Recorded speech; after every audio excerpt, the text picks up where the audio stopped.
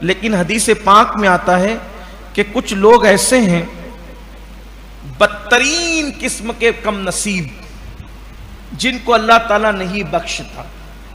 ان کے نام میں پڑھ دیتا ہوں، اللہ کرے ان میں سے ہم نہ ہو. یعنی بغیر توبہ کے اللہ سب کو بخش دیتا ہے. اس رات توبہ کے بغیر اللہ سب کو بخش دیتا ہے، لیکن کچھ ایسے بھی ہوتے ہیں جن کو اللہ معاف نہیں کرتا. لیکن وہ لوگ بھی جن کے نام پڑھے جا رہے ہیں، وہ لوگ بھی اگر توبہ کر لیں تو اللہ ان کو بھی بخش دے گا. اگر وہ بھی توبہ کر لیں اللہ ان کو بھی بخش دے گا. یہ میں نے کئی کتابوں کا ایک نچوڑ ہے، کیونکہ کسی حدیث میں 3 لوگوں کا نام آیا ہے، کسی حدیث میں 5 لوگوں کا نام آیا ہے، تو ایسے وہ پورا ہم نے اس کو جوائنٹ کرنے کی کوشش کی ہے. کن کن کو نہیں بخشا جاتا؟ نمبر 1، آپ درود شریف پڑھنے ایک مرتبہ.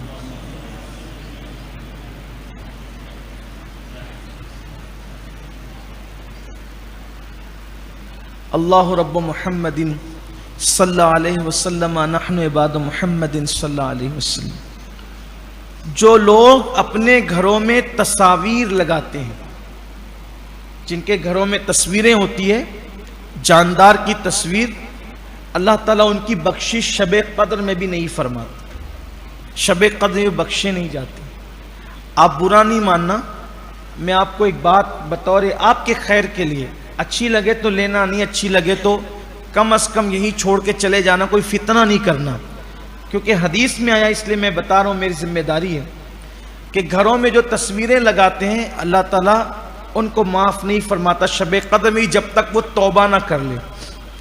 آج کل ہم یہ دیکھتے ہیں کہ لوگ عقیدت میں، محبت میں پیروں کی تصویر، ماں باپ کی تصویر، علماء کی تصویر اپنے گھروں میں آویزہ کرتے ہیں، جبکہ حدیث پاک ہے کہ جس گھر میں تصویر ہوگی اور جس گھر میں کتا ہوگا اس گھر میں رحمت کے فرشتے بھی نہیں آئیں. اور ہم تو عقیدت سے لگا رہے ہیں، لوگ سنتے نہیں، لڑتے ہیں، نہیں ہم لگائیں گے، تمہارا کیا جاتا ہے؟ ہمارا کچھ نہیں جاتا. ہمیں تو آپ کو صحیح مشورہ دینا ہے، ہم آپ کو صحیح مشورہ دینا چاہتے ہیں. اپنے پیروں کی تصویر اپنے گھروں میں فریم کر کے مت لگاؤ، اپنے علماء کی تصویر مت لگاؤ، بلکہ اس میں پیر کی بھی توہین ہے. پیر کی توہین کیا ہے کہ آپ جو ہے وہ پیر کی تصویر کو پیر کا درجہ دے رہے ہیں، جبکہ پیر کا درجہ تو آپ دوسرے پیر کو بھی نہیں دے سکتے. تصوف میں یہ ہے کہ اپنے پیر کو زمانے کے سارے پیروں میں سب سے بڑے درجے پر مانو، تبھی تو فیض ملے گا. تو آپ نے کاغذ کے فوٹو کو پیر کا درجہ دے دیا، تو گویا کہ یہ تو پیر کی بے ادبی ہوئی نا. تو لوگ لگا کر کے رکھتے ہیں گھروں کے اندر تصویریں، تو نہ لگانا، توبہ کرو. اگر کسی کے گھر میں تو نکال دو. بعض لوگ تو یہ بھی کہ یہ غوث پاک ہے، یہ غریب نواز ہے، یہ بابا فرید ہے، خیالی تصویریں لگا کر کے رکھتے ہیں. سوچو تو صحیح، اگر آپ معاذ اللہ کسی نمازی کو، کسی امام کو کہہ دے کہ یہ غریب نواز ہے، تو بولو یہ غریب نواز کی توہین ہوئی کہ نہیں ہوئی؟ آپ نے کسی مسجد کے امام کو غریب نواز کہہ دیا، آپ نے کسی مسجد کے امام کو بابا فرید کہہ دیا، تو بولو یہ بزرگوں کی توہین ہے کہ نہیں؟ تو کسی عام فہم کسی بڈھے کو خیالی طور پر آپ نے بنا دیا اور اس کو آپ بابا فرید کا نام دے رہے ہیں، غریب نواز کا نام دے رہے ہیں. سوچو یہ ہمارے بزرگوں کی توہین ہے کہ نہیں؟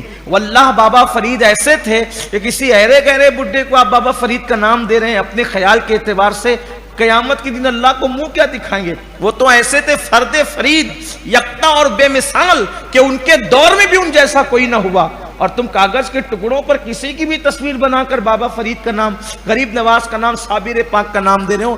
اللہ کی بارگاہ میں اس سے توبہ کرو، نکالو اپنے گھروں سے. اور جن جن گھروں میں توبہ بھی کرو، ورنہ شب قدر میں بھی معاف نہیں کیے جاؤ گے. دوسری بات، جو اپنے گھروں میں کتا رکھتے ہیں، آج کل مسلمانوں کو بھی کتے پالنے کا بہت شوق ہو گیا. اگر چور کی وجہ سے اپنے کھیتوں میں، اپنے باغوں میں اور کوئی ایسے حالات بنتے ہیں کہ جہاں علماء رکھنے کی اجازت دیتے تب تو عذر ہے، بلا عذر شرعی شوق سے لوگ کتے پال رہے ہیں گھروں کے اندر. اب تو یہ حال ہو گیا کہ کوئی ایران سے بلی لا رہا ہے، کوئی عراق سے بلیاں لا رہا ہے، پال رہے ہیں لوگ. بیوی کو مار پیٹ کرتے ہیں، بلیاں پالتے ہیں، بلیوں کے نخرے اٹھاتے ہیں. یہ قوم کا حال ہے. اللہ کے بندے، بلی کا حق نہیں ہے تجھ پر، پہلے بیوی کا حق ہے. بیوی کو تو طلاق دے کے گھر سے نکال رہے ہو، بیوی کو تو مار رہے ہو، اور اتنی دور دور سے اتنی مہنگی مہنگی بلیاں لا کر پال رہے ہو. میں بلی پالنے کو ناجائز و حرام نہیں کہہ رہا ہوں، لیکن یہ جو فضول خرچی کرتے ہو، ایک ایک بلی 1-1 لاکھ کی، 5-5 لاکھ کی، یہ صورتحال ہے. سوچو تو صحیح. اب بھی مسلمانوں کے بچے کچھ ایسے بھی ہیں جن کو عید پر نئے کپڑے نصیب نہیں ہیں، یہ حال ہے، اور ہم 5-5 لاکھ کی بلیاں خرید کے لا کے گھر میں پال رہے ہیں. عجیب شوق ہے. دولت آئی تو نئے نئے شوق بھی آ رہے ہیں، لیکن یاد رکھنا فضول خرچی کو اللہ پسند نہیں فرماتا. تو جو لوگ کتے گھروں میں رکھتے ہیں، اللہ شب قدر میں ان کی بھی مغفرت نہیں فرماتا. پھر اس کے بعد جن پر غسل جنابت فرض ہوں، جن پر غسل جنابت فرض ہوں، اللہ تبارک و تعالی، اور وہ لوگ غسل کرنے میں دیر کریں یا غسل نہ کریں، اس میں سستی کریں، ناپاک پھرتے رہیں ادھر ادھر، اللہ شب قدر میں ان کی بھی مغفرت نہیں فرماتا. عادت بناؤ کہ جس وقت غسل جنابت فرض ہو تو جلدی سے جلدی غسل کرو، اس میں بلا وجہ تاخیر نہ کرو، بلا عذر شرعی اس میں تاخیر نہ کرو، اس میں جو ہے وہ جلدی سے غسل کرنے میں عجلت سے کام لیا کرو. پھر اس کے بعد جن پر زکوٰۃ فرض ہو اور وہ زکوٰۃ ادا نہیں کرتے، شب قدر میں اللہ ان کی بھی مغفرت نہیں فرماتا. اسی طرح سے جو لوگ کسی کو ناحق قتل کر دیں، کسی کا خون کر دیں، کسی کا مرڈر کر دیں، ان لوگوں کی بھی اللہ شب قدر میں مغفرت نہیں فرماتا. یہاں تو بکری پہ سے جھگڑا ہوتا ہے اور مرڈر ہو جاتا ہے. یہاں تو تیرے میرے آنگن میں کچرا نہ ڈالنا ہو، تو میرے آنگن میں، میں تیرے آنگن میں نہیں، اس پہ بھی لوگ جو وہ معاذ اللہ ایک دوسرے کو قتل کر دیتے. تو نے الیکشن میں فلاں کا کام کیوں کیا تھا اور تو نے کیوں کیا تھا، اس پہ بھی قتل ہو رہا ہے. مالیگاؤں کا حال یہ ہو رہا ہے. گنبد و مینار کے شہر کو لوگوں نے کیا بنا دیا.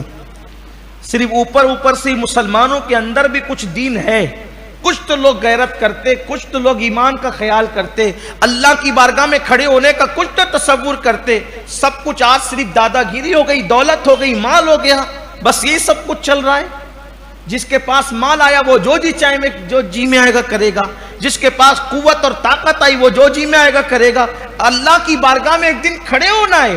اپنی طاقت کا، اپنی دولت کا غلط استعمال مت کرو. جس نے کسی کو ناحق قتل کیا، اللہ تعالیٰ شب قدر میں اس کی بخشش نہیں فرماتا. اسی طرح سے جو رشتہ داروں سے تعلقات توڑ دیتے ہیں، قطع کر دیتے ہیں، رابطے منقطع کر دیتے ہیں، اللہ ان کی بخشش نہیں فرماتا. بے شمار لوگ ہیں، بہن سے بات بند، بھائیوں سے بات بند، چچاؤں سے بات بند، پھوپھیوں سے بات بند، خالاؤں سے بات بند، یہ سب رشتہ دار ہیں. رشتوں کو منقطع نہ کرو. حدیث پاک میں آیا ہے جو رشتے توڑتا ہے اس کا ایمان ایسے موڑ دیا جاتا ہے جیسے وستورے سے بال موڑ دیے جاتے ہیں. بلا وجہ رشتوں کو نہ توڑا کرو. یہاں تو شادی میں اگر کارڈ لیٹ پہنچا اس سے بھی لوگ رشتے توڑ دیتے ہیں. چھوٹی چھوٹی باتوں پہ رشتے توڑ دیتے ہیں. رشتے نہ توڑا کرو، رشتے جوڑا کرو. بلکہ حدیث پاک میں آتا ہے جو رشتوں کو توڑ دے، اللہ تعالیٰ وہ رشتوں کو توڑنے والا اگر کسی محفل میں موجود ہو تو بھی اللہ تعالیٰ لوگوں کی دعا قبول نہیں کرتا. ایک مرتبہ حضرت سیدنا ابو ہریرہ ملک شام تشریف لے گئے تو لوگوں نے کہا کہ آپ ابو ہریرہ صحابی رسول ہیں، آپ لوگوں کے لیے دعا کر دیں. فرمایا کہ میں دعا ضرور کروں گا، لیکن پہلے محفل سے اس کو باہر کرو، ان لوگوں کو جو رشتے توڑنے والے ہیں. تو پوری محفل میں کوئی ایسا بندہ نہ تھا جو رشتوں کو توڑنے والا ہو. صرف ایک بندہ تھا جس کا اس کی پھوپھی سے رشتہ ٹوٹا ہوا تھا، بات چیت بند تھی. فرمایا اٹھ کر کے جا، یا تو جا کے صلح کر یا تو محفل سے باہر نکل. وہ گیا اور جانے کے بعد اس نے پھوپھی سے معافی مانگی کہ مجھے ابو ہریرہ رضی اللہ تعالیٰ عنہ نے اپنی محفل سے باہر کر دیا ہے کہ جو رشتوں کو توڑنے والا میری محفل میں جب تک موجود ہوگا اس وقت تک میں دعا نہیں کروں گا. آپ غور فرمائیں. آپ کیا کہتے ہیں؟ یار امام صاحب تو ہمیشہ دعا کرتے ہیں، ہماری دعا قبول نہیں ہوتی. مولانا دعا کرتے ہیں، پیر دعا کرتے ہیں. امام کیا کرے گا بیچارہ؟ اس کے ہاتھ میں تو صرف دعا کرنا ہے، دعا قبول کرنا اس کا کام تھوڑی ہے. آپ نے خود ہی رشتے توڑ رکھے ہیں.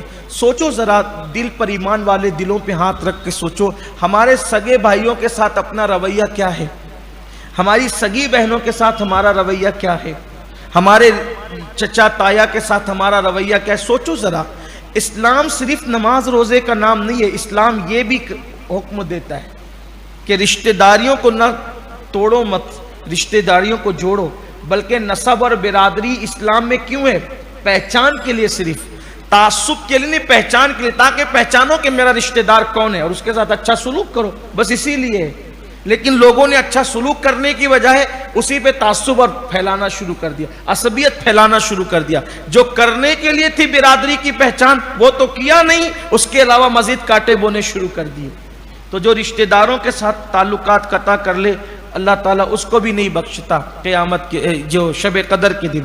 اور پھر جو قبرستان جاتا ہے اور قبرستان جا کر قبرستان میں ہنستا ہے، ہنسی مذاق کرتا ہے قبرستان میں، اللہ اس کی بھی شب قدر میں بخشش نہیں فرماتا. دیکھ لیجیے آپ، بہت سارے لوگ ہیں ہنسی کھیل کرتے ہوئے قبرستان جاتے ہیں.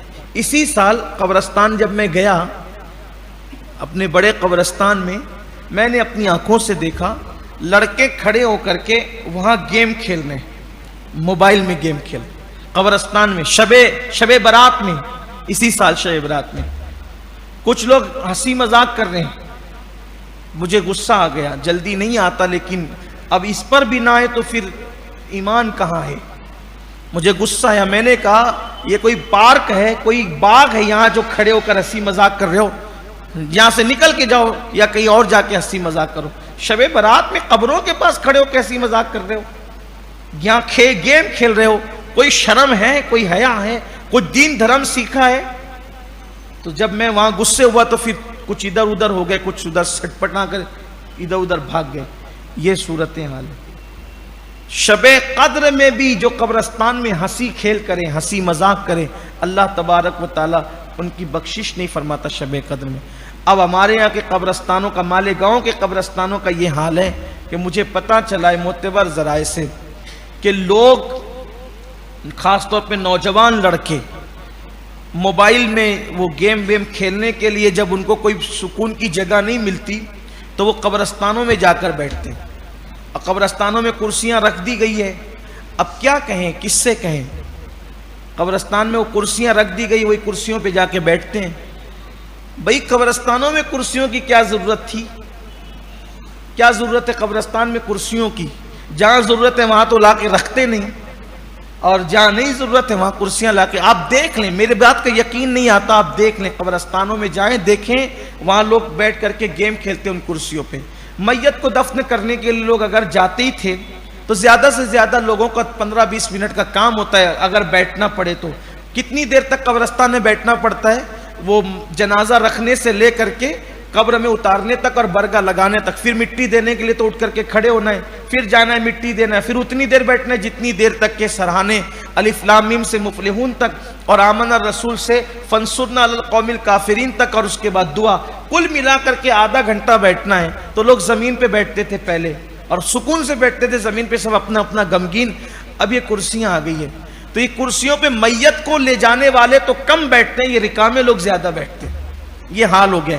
آپ جا کے قبرستان کا جائزہ لے لیجیے. میری نظر ہے، میں دیکھ رہا ہوں، مجھے پتہ ہے کہ یہ سب کچھ ہو رہا ہے، لیکن اللہ کرے کہ لوگ اس پر دھیان دیں، توجہ دیں. لوگوں کو تکلیف ہوتی ہے جب ہم حق بات کرتے ہیں کہ انہی کو بہت پڑی رہتی ہے. کیوں نہ پڑی رہے، ہماری ذمہ داری ہے. جو غلط دیکھیں گے بولیں گے، چاہے پورا زمانہ مخالف ہو جائے، ہم اکیلے رہ جائیں، لیکن خلاف شرابات جب دیکھیں گے تب بولیں گے. کسی کو اچھا لگے برا لگے، ہم اپنی ذمہ داری پوری کریں گے. اس لیے کہ ہم نے آپ کی خوشی کی کوئی بات نہیں کرنا ہے. انشاءاللہ جب تک جسم میں جان ہے، اچھا لگے یا برا لگے، ہمیشہ اللہ کی خوشی کی بات کرنا ہے، اس کے محبوب کی خوشی کی بات کرنا ہے. اس لیے کہ ہم بھی ایک دن مر جانے والے ہیں. بڑے بڑے علماء مشائخ جا رہے ہیں، ہم کو بھی ایک دن چلے جانا ہے. مرنے کے بعد دو ہی گروپ ہو جاتے ہیں لوگوں کے، کوئی کہتا اچھا تھا، کوئی کہتا برا تھا. ہمارے بارے میں بھی لوگ ایسے ہی کہیں، کوئی اچھا کہے گا کوئی برا کہے گا، اس سے ہمیں کیا فرق پڑتا ہے. بات تو اتنی ہے اللہ راضی ہو جائے، اس کا محبوب راضی ہو جائے، بس. کوئی کچھ بھی کہتا رہے، اللہ اس کا رسول راضی ہو جائے، بس. ہمیں اور کیا لینا ہے. آپ سے بھی گزارش کرتا ہوں، اگر اللہ نے آپ کو قوت اور طاقت دی ہے، آپ کو سورس دیے ہیں، اثر دیا ہے، ہٹوائیے وہاں سے.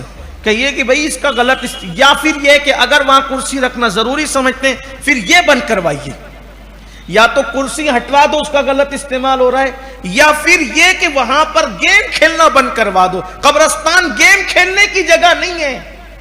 جو لوگوں نے قبرستان میں جا کر کے موبائل، آپ ابھی بھی جا کر دیکھ لیں، ابھی بھی جا کر آپ قبرستان میں دیکھ لیں، ادھر والے میں بھی دیکھ لیں اور ادھر والے میں بھی دیکھ لیں، دیکھیں آپ، یہ حال ہے۔ اور صرف اب گیم نہیں کھیلا جا رہا ہے، بلکہ وہاں جا کر کے مووی بھی دیکھی جاتی ہے بیٹھ کر کے۔ یہ صورتحال ہے۔ تباہ نہیں ہوں گے تو کیا ہوں گے؟ بربادی نہیں۔ صرف قبرستان میں ہنسنے پر یہ ہے، قبرستان میں ہنسنے پر، کہ قبرستان میں ہنسنے والے کو شب قدر میں بھی معاف نہیں کیا جاتا، اللہ اتنا ناراض ہوتا ہے ان سے۔ اور وہاں جا کے جو دیکھ رہے ہیں جو کچھ ہو رہا ہے ہو رہا ہے۔ پھر اس کے بعد فرمایا گیا کہ جو ادھر کی بات ادھر اور ادھر کی بات لگائی بجائی کرتے، اس کی سنی ادھر لگایا، اس کی سنی ادھر لگایا، ان لوگوں کی بھی اللہ شب قدر میں مغفرت نہیں فرماتا۔ دیکھیں دنیا میں ایسے لوگ ہیں، اس کی سنیں گے تو ادھر لگائیں گے، اس کی سنیں گے تو اس کو کہتے ہیں چغلی کرنا۔ اسی طرح اگر کسی دینی استاد سے پڑھا ہے، مذہب کی تعلیم پڑھی، قرآن پڑھا، حدیث پڑھی، کوئی دینی استاد ہے، اس دینی استاد کا بھی اگر دل دکھاتا ہے، زبردستی دل دکھاتا ہے، بلا وجہ دل دکھاتا ہے، تو ایسی صورت میں اللہ تعالیٰ شب قدر میں اس کی بھی مغفرت نہیں فرمائے گا۔ اسی طرح نماز میں جو سستی کرتے ہیں، شب قدر میں ان کی بھی مغفرت نہیں ہے، مگر یہ کہ وہ توبہ کر لے۔ اسی طرح اپنے کسی مسلمان بھائی، کوئی اپنا مسلمان بھائی، اس سے زبردستی 3 دن تک بلا وجہ بات بند کر لینا، ایسے لوگوں کی بھی اللہ شب قدر میں مغفرت نہیں فرماتا۔